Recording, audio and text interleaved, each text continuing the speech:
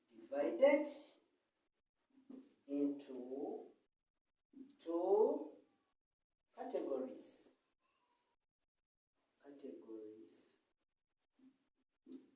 Category number one are the material wants. Material wants.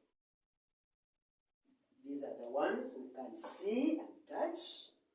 Can see and touch.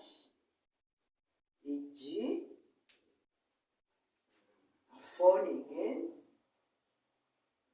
So that is a material want. A book or textbook.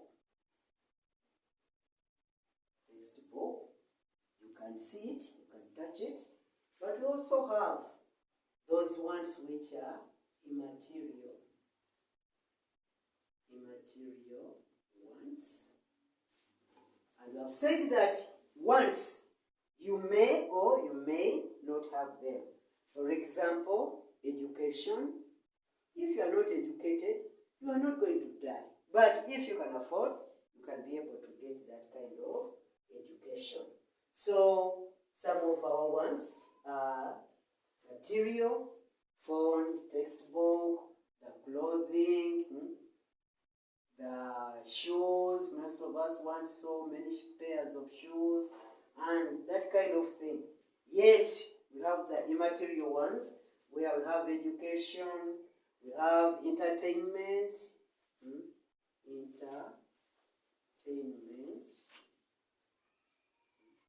You can't say that, now for me I have entertainment. But if you listen to music, you are entertained and you feel happy. But if you can't have it, no problem. You will still survive. You will be there. So some of our needs are immaterial, and mainly these are provided through services. They are provided through services. We cannot see the service, but at least when it is rendered to us, we feel that we have satisfied that want. You get the services of a teacher, services of a lawyer, services of a taxi driver, moves you from one place to another. Though you see the car moving you, but at least you are able to have you move to another area and you're able to do your work. So these are immaterial, meaning that the services, we cannot see them. You get education, you see a teacher in class giving you information, but you find that that information, as it flows from the teacher to you, do you see it? Do you see it? Can you touch it? But it is moving, and it's going to be with you for life. Entertainment. You get a song, you are in a show, you watch somebody dancing, and you go back and practice that dance and you feel happy. But were you able to touch that kind of dance and so on? No. So all these are immaterial, and we need them for our survival. So that's why we find that if we are talking of wants, we have to make sure that are you talking about the ones which are in material nature, the one we can see, the phones, the textbooks, the clothing, you buy them, you touch them, you pile them, you accumulate them, and you get rich and richer, the more material ones you have, as we saw in our definitions by Adam Smith, the creation of wealth. So this is now wealth. You accumulate many phones, many clothing, many shoes, and you become wealthy. So in our economics, we find that the material ones have to be demarcated from the immaterial so that we can know whether an economy, an individual is moving forward or not. But you cannot do without the immaterial ones also. They are very important. You cannot see them, but they play a big role in making a person socially and economically complete. Then, again, our wants don't stop at only being material or immaterial, but they can also be public or private. So we have our wants being wants,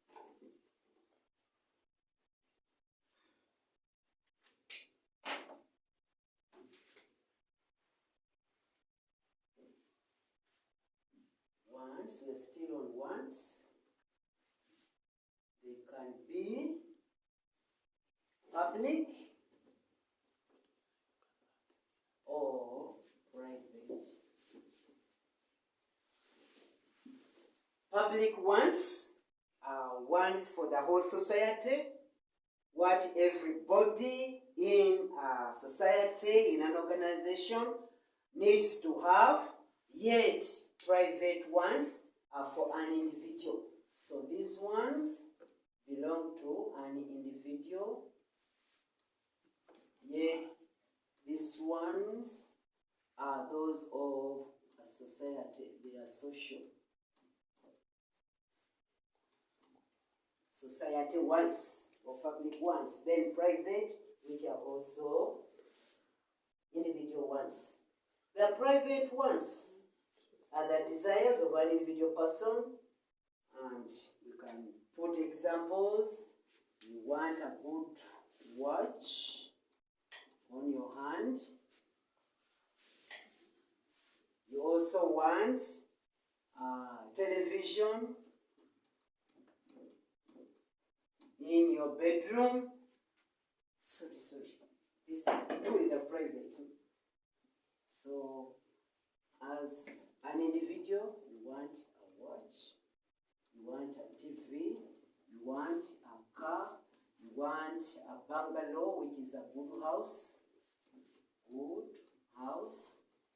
So, these belong to you as an individual, and for that matter, you have to work as an individual to attain them or get them, because they are to you as an individual. You are not accumulating them for society. Yet the public,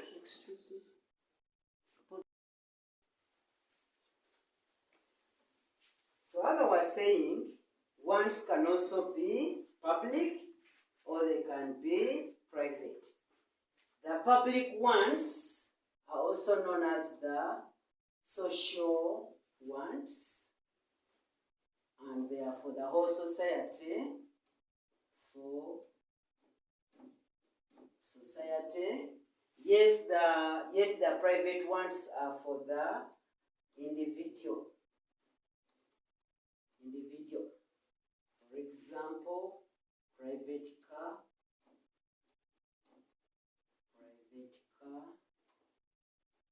private home. Whereas for the public ones, we have the roads, we have the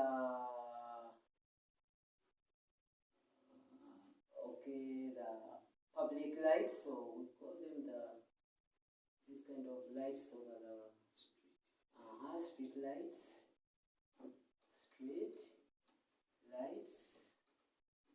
We have playgrounds,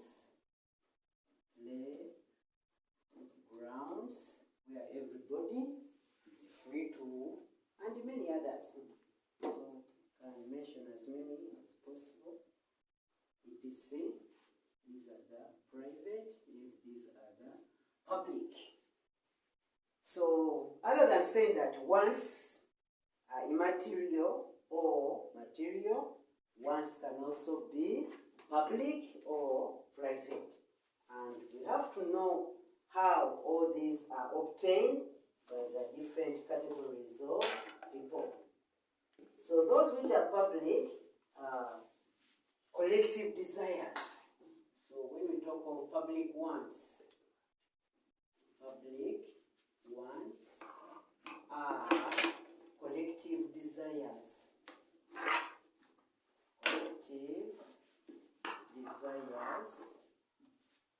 Public wants are collective desires of society which are satisfied,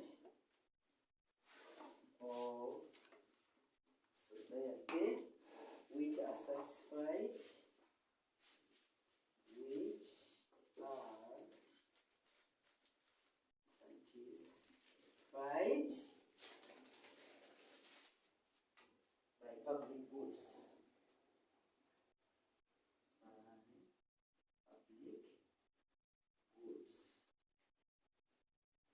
These are collective desires which are satisfied by public goods. For example, already given them there. We have the roads, we have the public parks,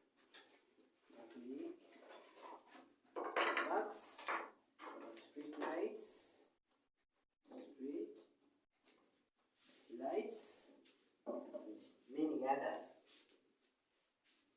Whereas private ones, so they can give you a question, distinguish between public and private ones. So when you are distinguishing, you have to use this kind of distinguishing word. As one is, the other is like that, the other is like that. So whereas private goods,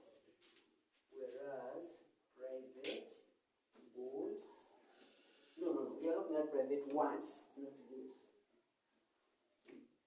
Private ones are the individual desires or the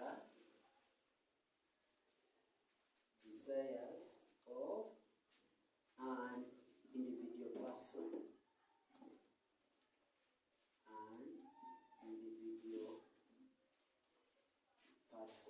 E.g., some examples are already there. We have the shoes, e.g., shoes. Your shoes are your shoes and not for the general public. We have the shirts. We have the dresses, cars, and any person who is not an owner can only have access to the using of your private ones after getting your permission. Whereas here in the public goods, you don't need permission to use a public road. You don't need permission to use a public park. You don't need permission to use a street light. No, it lies your way as you move along because it is publicly provided. You don't have to pay for it, and it is generally for the whole society. Yet with the private ones, there is a limitation. Unless you get permission from the owner, individual owner, there is no way you have that freedom of using the assets or goods that belong to a private person. So in our private ones, many of us want to have as many shoes as possible, as many dresses, many shirts, many cars, and they belong to you as a person, as an individual. Yet these are collective, they belong to society, and nobody can be denied their enjoyment, whatever the case. Then, having seen these wants, we ask ourselves, do they also have anything that is common or general to them, that if I am to find out what I want is, can I be able to point it out using a certain yardstick? So that brings us to the characteristics of wants. How do we identify wants? Characteristics of wants. What do they have that is common to them and maybe not to other economic concepts or economic items? So characteristics of wants. They have their own characteristics. We can also call them traits. In our examinations, examiners can use any word, and in case you come across any of these, they want the same points. Mention any 3 characteristics, mention any 3 traits, mention any 4 features of wants. It refers to the same thing, and the answers are the same. So we can call them any of that. And one characteristic of wants is that wants unlimited. Wants are unlimited. They are unlimited.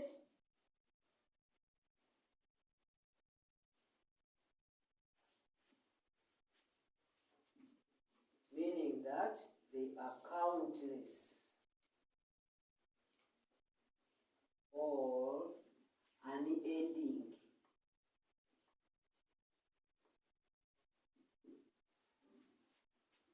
So you cannot say that, for me now, my wants are over. Never. Because each and every day you see something else, you admire something else, you desire something else. So that's why we say that our wants are always, and we have seen that these are desires which you may or may not obtain, and you stay alive. You can't die without them. So we find that they are unlimited. The moment you possess one, you yearn for another, and we cannot count them. All they are unending. You can't put a full stop. That now this is the end of my wants. Until I die, that is all. No more and what? And no less. So the way we can be able to identify our wants is that kind of desire is unlimited. It does not stop. It is countless and it is unending. Wants also have another characteristic that wants are competitive. Wants are competitive. Wants are competitive. What does it mean? That the moment you have one need, the moment there is a want, it doesn't mean that there isn't another. And you can take an example that we have our wants and you have a private want for a car and another private want for something now which is not material, which is education. And now you have your resource, and our resource for this case is money. And this money, as we said, it has alternative uses. You can use it to buy a car, or you can use this money to go for further education. Meaning that this resource of yours can be used for the satisfaction of various wants. And these wants are competing. If you get a car, meaning that the moment you get a car, there will be no education. There will be no education. If you choose education, there will be no car. So that's where the competition comes in. And as a rational consumer or a rational human being, we are going to see that we are rotating along our major issue or economic problem of scarcity.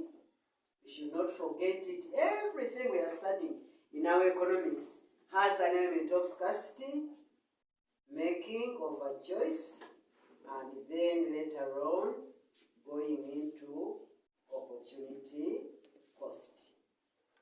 So these are our limited resources. These are our wants. So our limited resources are showing our scarcity, and using our scarce resources, we need to choose between a car and education. So you use your limited resources to get one, and if you get one, you do without the other. As we shall see, whenever you have an alternative which is left out, you have created an opportunity cost. So that's where we say that our wants are competitive. Why are they competitive? Because of the limited resources, which is going to make us make a choice. And whenever we make a choice, whatever want we leave unsatisfied becomes our opportunity cost. So wants are competitive. You can't say that, for me, I'll be able to get all of them. Nobody has all the resources that can give you each and everything at the same time. Either you postpone one until you get more resources, but you can't have all of them and make a statement that for me, now I have everything and there is no other want that I require in my life. So wants are competitive. What makes them to be competitive? The scarcity of resources or the limitedness of the resources which you use to avail ourselves with those wants. Then wants also have another characteristic in that they are complementary. Wants are complementary.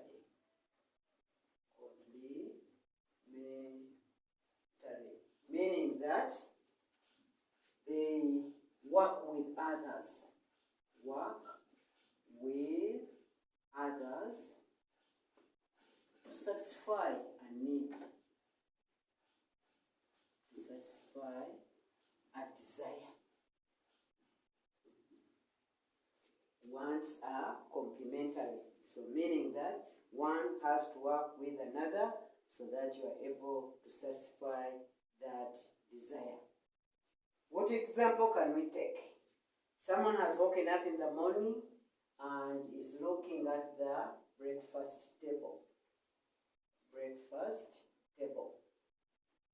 And you look at the table, there is only dry tea.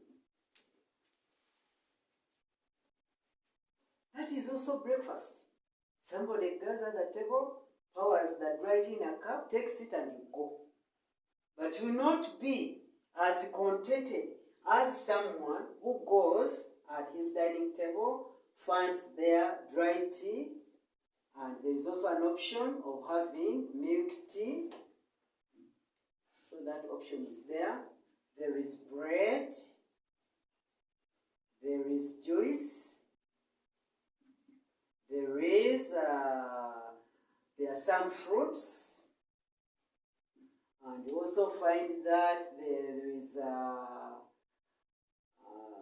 you can say some chips with eggs, which are fried. So here you find that the tea is there, but that tea will make you satisfied if you accompany it with bread, if you accompany it with chips. Why are you taking your milk tea? We can see milk tea and you are adding on chips, which is with eggs. And what is the end result?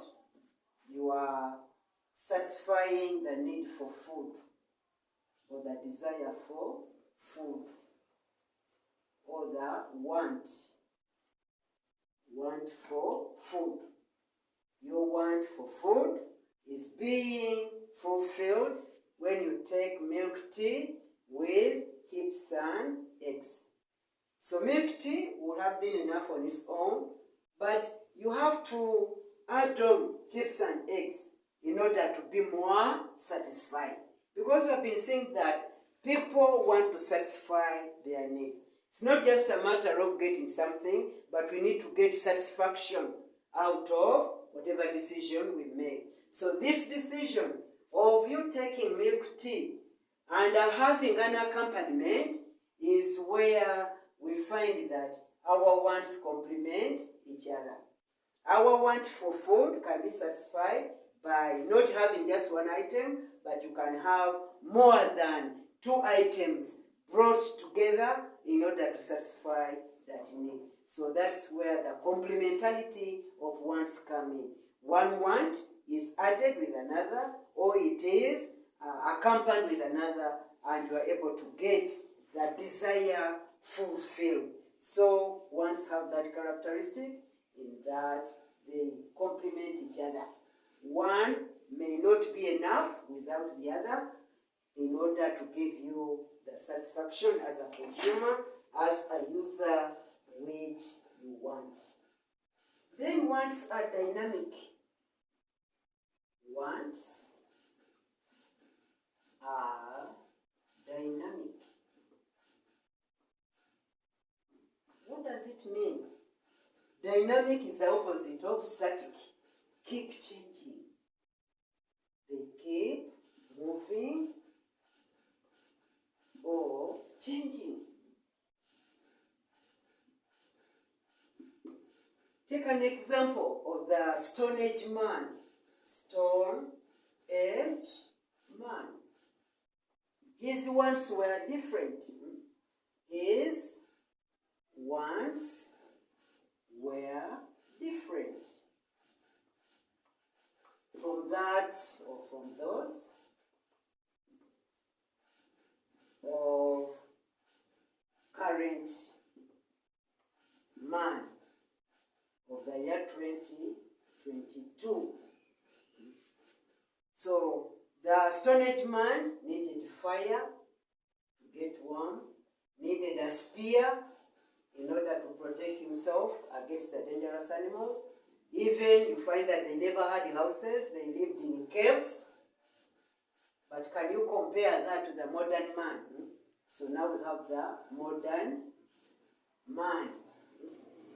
Modern man, okay, may need fire, but we don't fight using spears. Technology has taken us very far in combating wars and that kind of thing. All of you are hearing of the war between Russia and Ukraine, and now they are using drones. You don't need to move there as a person, but you simply send a drone in any area and it does the destruction that you want. But here they needed the what? The spear. So we are moving from one category of one to another because of development and growth and because of modernization. Caves were enough. But now, people who live in caves, they are very few. And you find that caves are for wild animals. But these were the homes of the early man. But now people are in storied houses, skyscrapers in New York and so on. So needs are dynamic. Man no longer needs a cave. Man needs a skyscraper. Man does not need a bicycle so much, but he needs a helicopter or a fast kind of airplane. Or if you have to move on water, it should be a steamer that is big and it has each and everything there. You don't have to move out and buy and so on. Everything is self-contained and available. So wants are dynamic. And this is because man is also growing. Man is changing. He's no longer that Stone Age man. And the wants also have to change with his changing abilities and desires. So our wants are dynamic. What you want today is not what you want tomorrow. For example, all of us were babies. And for that need, we needed the pampers, diapers. But now an old man, an old woman, what is a pamper for? We have moved away from pampers and now we want trousers. We can put on our trousers without pampers, but maybe put in boxers. So boxers have replaced the pampers. We are dynamic, we are changing. So our wants keep on changing. What you wanted yesterday may not be what you want today.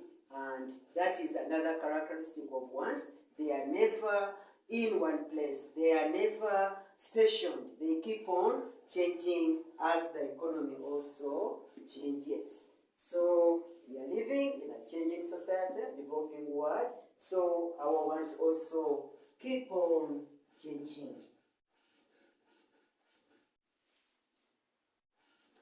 And lastly, we can say that our wants are recurrent. That is, they keep on reappearing. They keep on reappearing now and again. What does it mean? Somebody who had lunch to satisfy the want of hunger will need supper. And supper for what? again for hunger. Somebody who had tuition money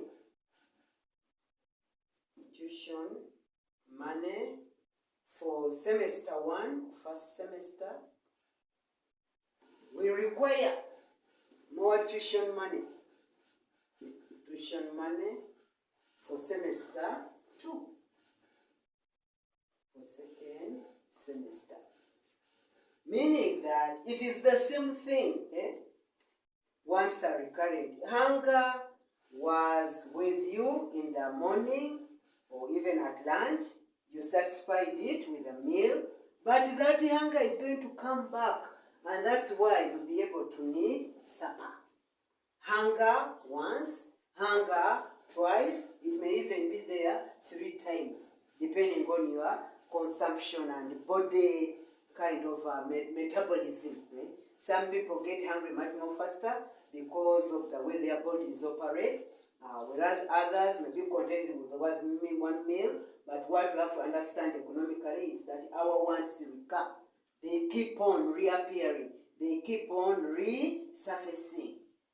A parent or a student who was able to get tuition money for the first semester doesn't say that, now for me it is over.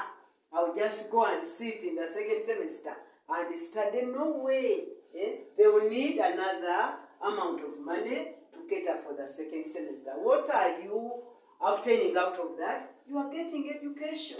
And this is an immaterial want. The one here, food, is material, whereas here you need that service, and the service has to be paid for.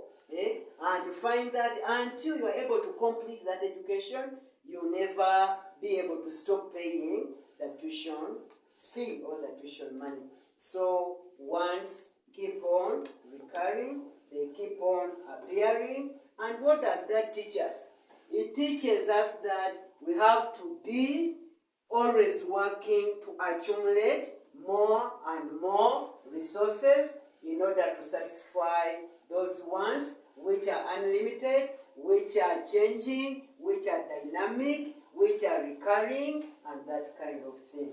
The moment you don't work to accumulate resources, then those wants of yours will never be satisfied. So that was to do with wants. And now we come to the core of economics, which is the fundamental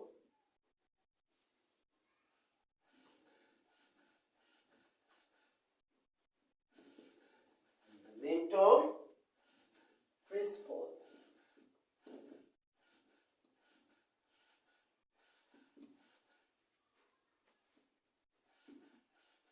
of economics.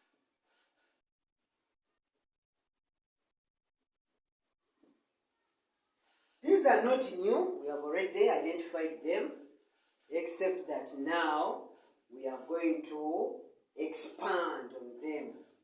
We are going to study them in detail and see how they are related and how they were able to become the fundamental principles of economics.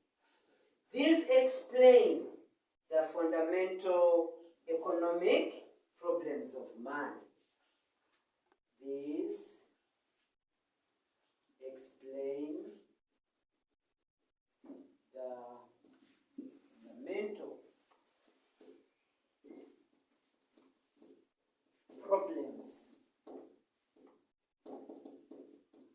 of man. Economics is not for animals, it's not for birds, but it's for man. And for man to solve his problems, we have to be guided by those fundamental principles, and they're the ones which explain the fundamental problems of man. And after getting that elaboration and explanation, then we can know how we can reduce the problems or get rid of the problems. But in economics, I assure you, we don't get rid of the problems, but we minimize them. Why? Some problems are good for us if they are to a limited extent. For example, high prices, which in as inflation is not bad totally. We need some kind of mild inflation. Why? We have already seen in our statements, normative and positive, that producers aim at making profits. Producers aim at making profits. And these profits are made whenever prices are high. Made when prices are high. With low prices, there is no way you can make a significant amount of price. So inflation is only bad when it is in extremes. Whatever problem we have in economics, it becomes bad when it is in extremes. Another example is unemployment. Unemployment. Many of us say that unemployment is bad. No. For us in economics, we see that unemployment has some benefits. There are some advantages out of it. Otherwise, if everybody was fully employed, who would work for who? If everybody was fully employed, then who would work for who?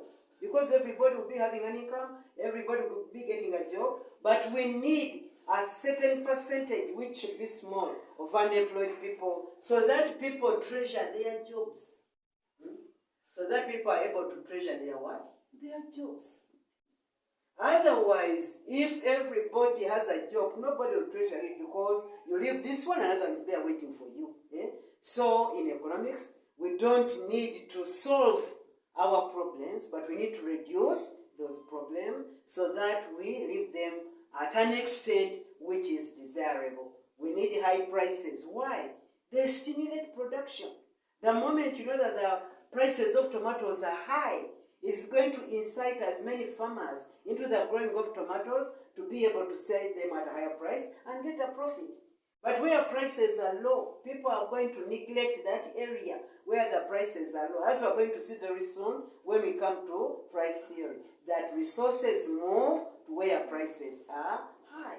You allocate resources to the production of that commodity that commands a high price. So not all high prices are bad, but they are bad only when they are in an extreme. Unemployment is not bad. It becomes a problem and bad only when many people don't have jobs. But when there are few, then you will see people treasuring their jobs and say that, oh my God, the moment I joke around, somebody is there waiting to take it over and I'll be starving. Why? Because unemployment means no income. No income means no food. No food means starvation. And from starvation, you do what? You die. So we need a little bit of these problems, and we find that in economics, these fundamental principles are geared at explaining the problems of man and eventually how man can reduce, not eradicate, but how he can reduce these problems to a manageable level, which is benefit to him and the society at large. So what are these fundamental principles? There are three, and we have already pointed them out in our definitions of economics. The very first one is that one of scarcity. And this scarcity is not of anything else but of economic resources.